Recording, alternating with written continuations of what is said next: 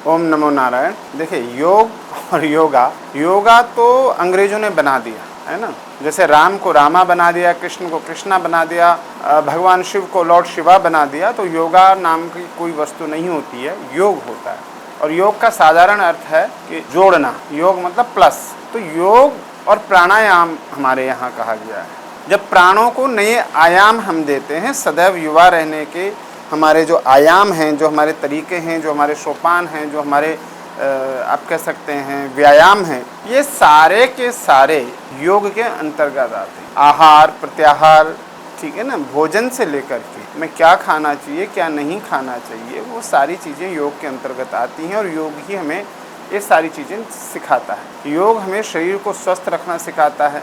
फिर योग आगे जाता है तो योग स्वास्थ्य को जोड़ता है। योग फिर हमारे स्वास्थ्य से बढ़कर जाता है, ईश्वरीय तत्वों से हमको युक्त करता है। और आप देखेंगे कि जो लोग योग करते हैं, प्राणायाम करते हैं, वे सारे के सारे उनके चेहरे पर एक अलग ही चमक दिखाई। योग एक साधारण नहीं है, योग जोड़ता है, योग ईश्वरीय तत्व से जोड़ता है। योग से हमने देखा कि हमारा शरीर ही स्वस्थ नहीं रहता, बल्कि मन स्वस्थ होता। हम मन को स्वस्थ रखने की बात योग से करते। योग हमारे जीवन में एक महत्वपूर्ण भूमिका रखता है। आपका योग किससे होना, फिर योग सिर्फ यहाँ पर हमने शारीरिक स्वास्थ्य को लेकर के ले लिया है। इसके अलावा भी योग में हमने कहा कि योग की परम स्थिति है, वह है समाधि, ध्यान, धारणा, समाधि। यही नहीं, आप गीता के 18 अध्याय हैं, वो सारे के सारे योग हैं। गीता का प्रथम अध्याय कहलाता है अर्जुन विषाद योग, गीता का अंतिम अध्याय कहलाता है कर्म संन्यास योग, गीता का 15वां अध्याय कहलाता है पुरुषोत्तम योग, गीता का 11वां अध्याय कहलाता है भक्ति योग। तो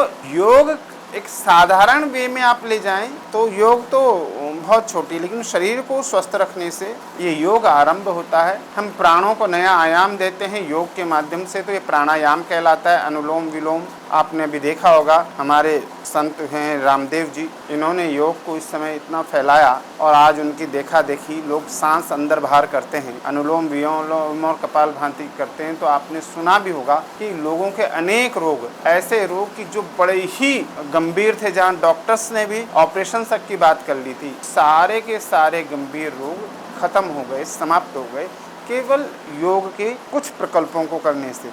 तो शारीरिक स्वास्थ्य, मानसिक स्वास्थ्य, और उसके बाद आपका जो आत्मिक तत्व है, जो ईश्वर से जुड़ना का, ममे वांशो जीव लोके ईश्वर अंश जीव अविनाशी, जो ईश्वर से जुड़ने का, ईश्वर के अंश होने की अनुभूति है, वो भी योग की अंतिम जो ध्यान धारणा समाधि है उससे प्राप्त होती है। इसलिए योग प्रत्येक को करना चाहिए। योगा अगर कोई अपने आप को ट्रेनर कहता है तो निश्चित तौर पर वो योग को नहीं जानता है। अष्टांग योग हमारे यहाँ का है, 8 के योग के 8 अंग हैं, अष्टांग योग होता है। लेकिन जिस प्रकार अभी चल रहा है, एक्सरसाइजेस बना करके योगा ट्रेनर कर रहे हैं, और मैंने तो देखा कि कई मुस्लिम नवयुवक और हिंदू युवतियों के साथ योग बिना किसी के स्पर्श किए योग होता है, और जो स्पर्श कराकर जबरदस्ती करा रहे हैं वो स्टिचिंग करा रहे हैं, और वो आपको कहें तो वो करा रहे हैं, जिसे हम कहेंगे कि वो आपको व्यायाम करा रहे हैं। इसलिए योग करिए, योग से आप जुड़ेंगे अच्छे स्वास्थ्य से, योग से जुड़ेंगे आप ईश्वर से, योग से जुड़ेंगे आप जो हम चारों तरफ देख रहे हैं ईश्वरीय तत्व, और ईश्वर से जुड़ेंगे, ईश्वर से आपका योग हो, आपका मिलन हो। गीता के जो 18 योग हैं उनको भी आप पढ़िए और समझिए। योग में जब आप नेट पे सर्च करें तो अष्टांग योग सर्च करें, उस अष्टांग योग को आप जीवन में धारण करें। निश्चित तौर पर आपका शरीर और मन और मस्तिष्क तीनों स्वस्थ रहेंगे, ईश्वर आपके हृदय में विराजमान होंगे। ओम नमो नारायण।